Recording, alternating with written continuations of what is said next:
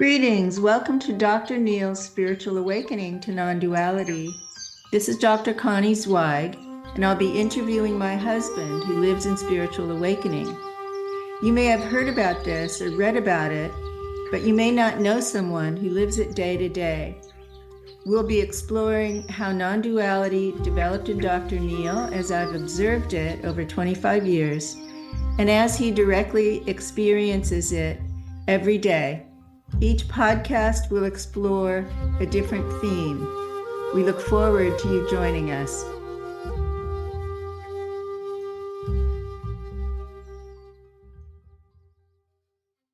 Greetings. Welcome back.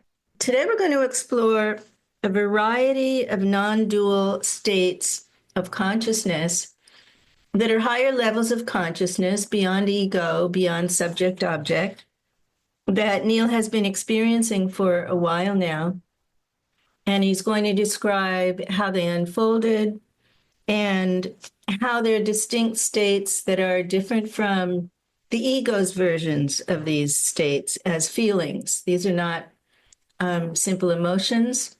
They're actual non-dual states of consciousness. Okay, Dr. Neil. Let's start with pleasure. Pleasure is an ego state, but it's also a non-dual state.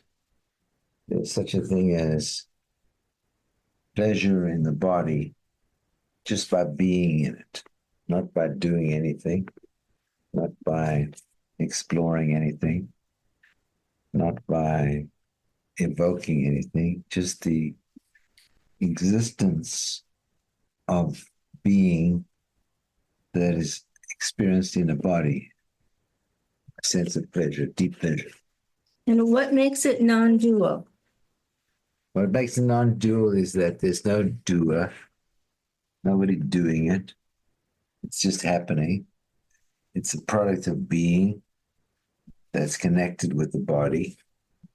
But there's no sense of self or other, or someone pleasuring me, or someone making me happy, or someone making me unhappy, which I think a lot of ego states are all about what somebody else can do for you or what you can do to get something for yourself.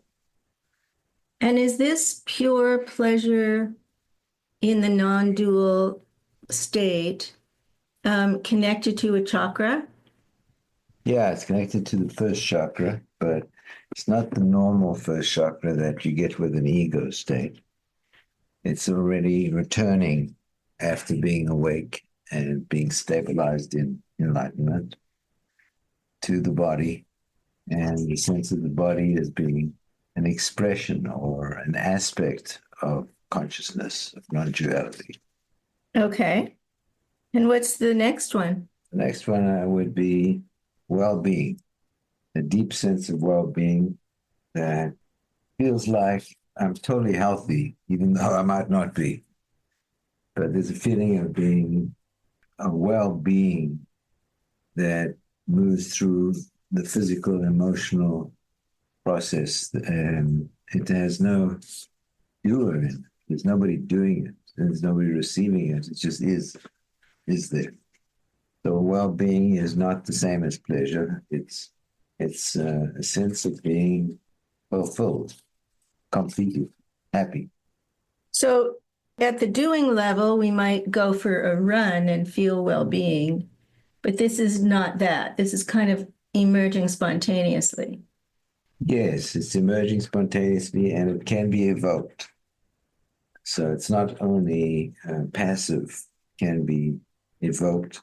One can actually move into it by putting attention on it. So when we spoke before, you mentioned that your sense of well-being felt womb-like. Yes, so it feels like I'm in the womb, that my mother's womb, and everything is taken care of. I'm fed and nurtured and nourished, and all toxic material are removed, and there's a deep sense of growth and feeling good about the life story, the life journey. I can remember being back in the womb with this experience. But why would you have an experience now as a 70-year-old that's womb-like? So the movement of spiritual growth initially moves up the chakras. In other words, the energy moves up the energy centers in the body, in the etheric body, and eventually reaches through the top of the head into a state of non-duality.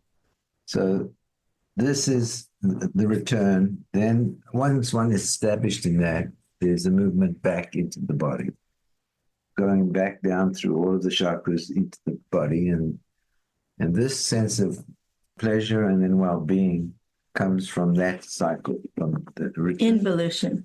It's a return cycle again. So there's a cycle that goes upwards into the seventh chakra. And one can say you're going further, but in fact, it goes back into the first chakra and then starts to evolve again. So there's cycles of evolution. And this is not the ego cycle, not even the awake cycle. This is a non-dual cycle. Okay. And what's the next state, non-dual state? Actually, no, wait a minute, Neil. You mentioned to me that well-being was connected to the astral body. Yes, that's correct. Astral body is the next body up from the physical body. It's primarily geared towards emotion, well-being, and that's awake in me. So I'm living on that plane, talking to people who are dead, passed on, connecting with different beings on that plane. Some are human, some are non-human. And why is the astral plane connected to the non-dual state of well-being? Well, the astral plane is about emotional connectedness. That's how one moves about in the astral plane, is by moving towards a sense of connectedness with other beings. So if I want to connect with my mother, I have to feel her or think about her. And there's a connection that occurs. Okay. So the connection between your astral body and the astral plane and the non-dual state of well-being is what? Well, the well-being is about living on that plane, about being evolved on that plane, about having access to the nature, the deepest nature of that plane, which is a sense of deep well-being. So the astral body at its most evolved state is in a sense of deep well-being. And in fact, there are a lot of gurus who talk about this as the goal of enlightenment. It's the sense of deep well-being. I feel loved. I feel cared for. I feel nurtured. I feel supported. And I feel like I'm doing the same for others. So this is the natural state. Okay. And so what's number 3? So the next stage is joy, which is a product of the mental body. It's the sense of movement, of deep sense of well-being in cycles of excitement, of deep pleasure, almost like I'm being played like a musical instrument. That there's these highs and lows, and there's, in terms of sense of joy, being alive and being here. So it sounds like joy is more dynamic than well-being. Yeah, it's more dynamic, and it's natural, and it's there as long as I put attention on it. Okay. Do you want to say anything else about that? No, I think that's sufficient. I mean, when you're talking about it, you look energized. You look vital. What are you feeling when you talk about joy in the mental body? I'm feeling like deep sense of well-being that is having peaks and troughs. And the best description is like a musical instrument being played and playing on the universe. musical instrument playing the universe. So is this Ananda in Satchit Ananda? That's a generic phrase that probably would be best for the heart, which is the next one. So what is next in the series?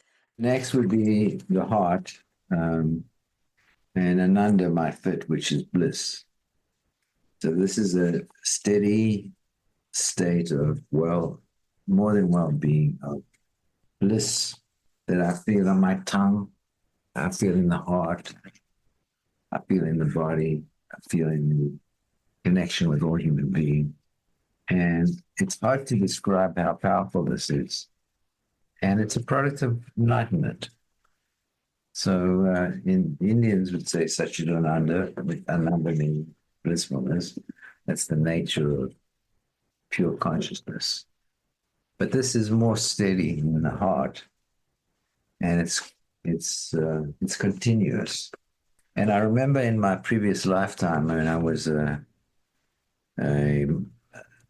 Brahmin priest in the temple, after I died, I went to Brahmaloka, this blissful heaven, and stayed there for a while.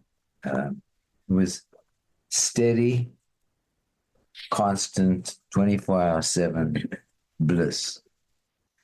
And truth about it was I got bored with it, because after a while, bliss becomes normal and regular. And there was no growth. And the reason why there was no growth was because I actually had not gone through many developmental stages between the self and pure awareness. I had jumped. So I had to come back and experience this human journey again in order to go further than this blissful state. And what comes after the heart?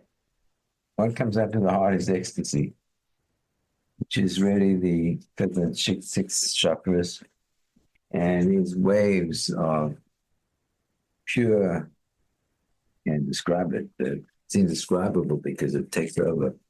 It's waves of going up the spine, going into pure consciousness, going into a sense of total abandonment. And it's ecstatic, totally ecstasy. So many teachers and gurus and scriptures refer to these words, right? Ecstasy, bliss, as they are associated with awakening or enlightenment. Mm-hmm. But what you seem to be doing, and I've watched as you've moved in and out of these states, you seem to be connecting them to the chakra system in an evolutionary way, from pleasure to well-being, to joy, to ecstasy, to bliss, to ecstasy. Yeah.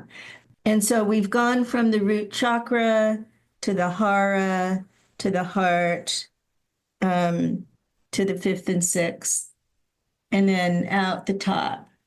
So somehow you are mapping these non-dual states in this kind of energy system, Kundalini system. But there are people who are not awake who would say they feel pleasure or well-being or joy. And so what are these in relation to ego states? How do they contrast as ego states? Well, probably the one difference is the intensity.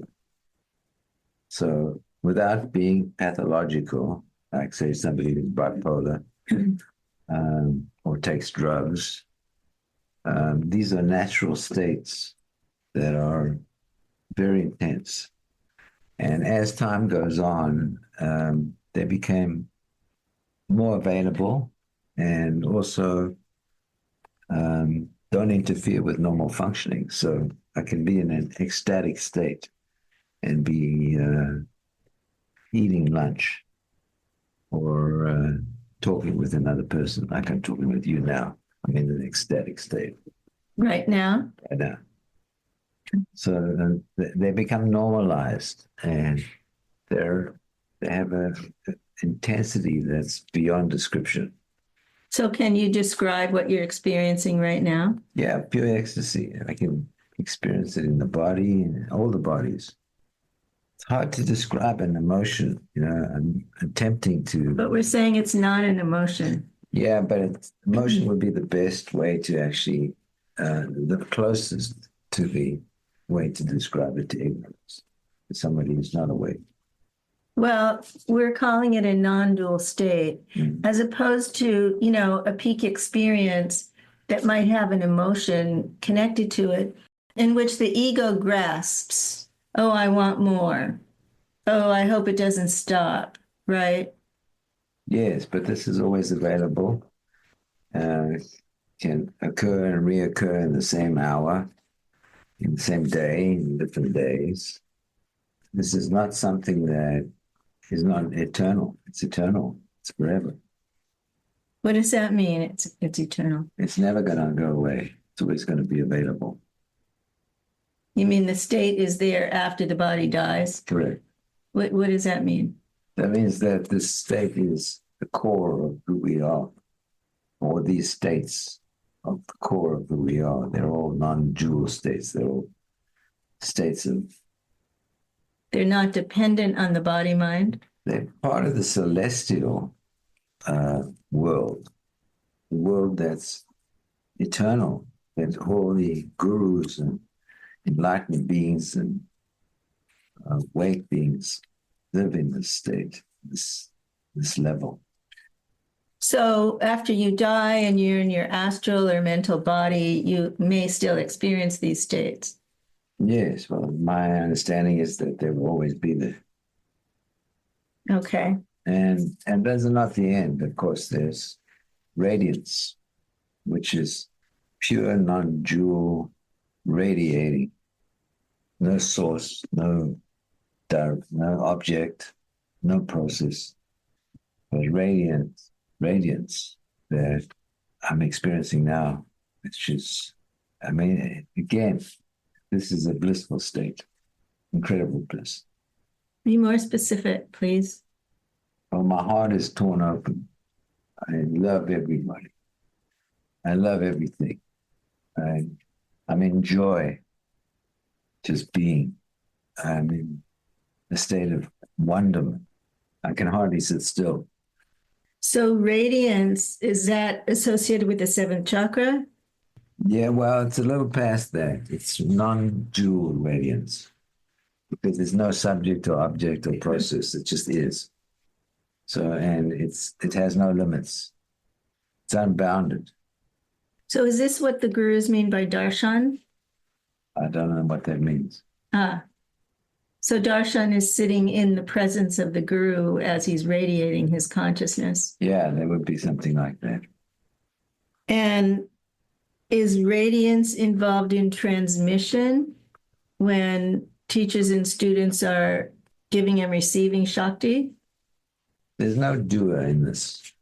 This is more like if you're sitting with a person who is in radiance, you would feel something. You would feel joy, bliss, excitement, wakefulness. You would feel something. And this is what a lot of people describe when they are sitting in a room with an enlightened being.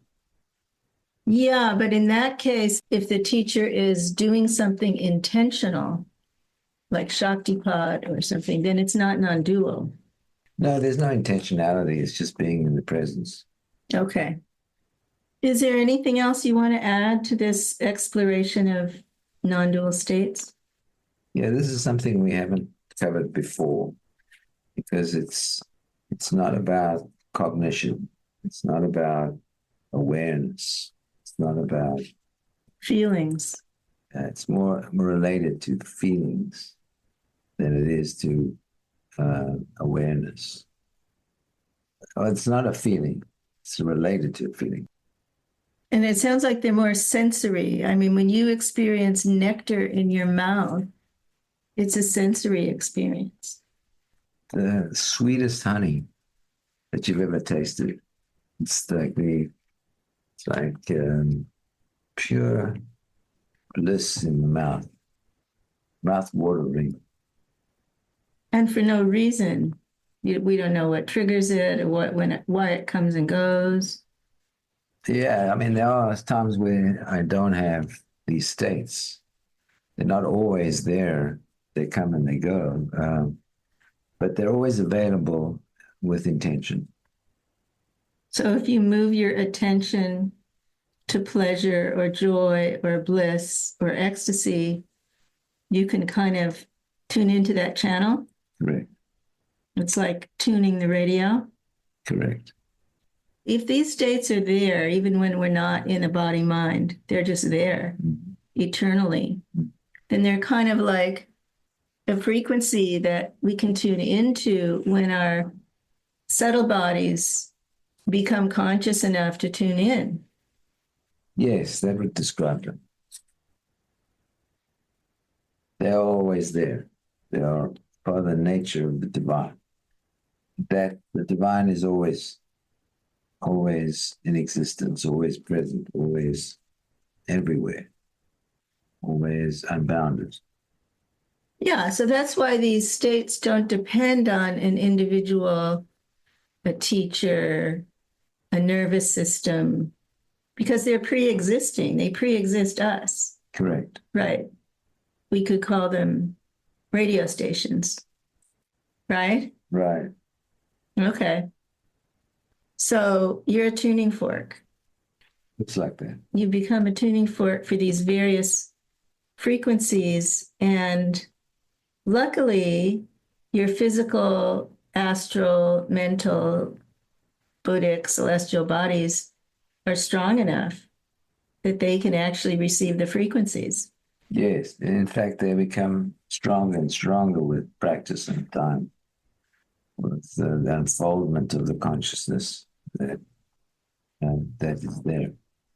So I had bliss awareness 30 years ago. I had it in my last lifetime or between lifetimes. So it doesn't exist. But the intensity has increased enormously. So is there anything you want to add that might help people to make this useful information? Yes, meditate. Let yourself open up to what the nature of reality is, which is not suffering. It's bliss, it's joy, it's ecstasy, it's radiance.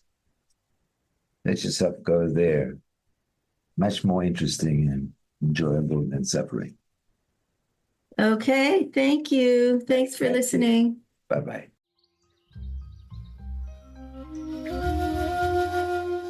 Thanks for tuning in today. If you found our discussion insightful, there's a good chance your friends will too. And we'd love it if you could take a moment to share this episode with a friend who you believe would appreciate it.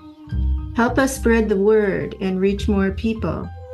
And follow us on any platform. Turn on your episode notifications so you never miss new content. Thanks for being part of our podcasting journey.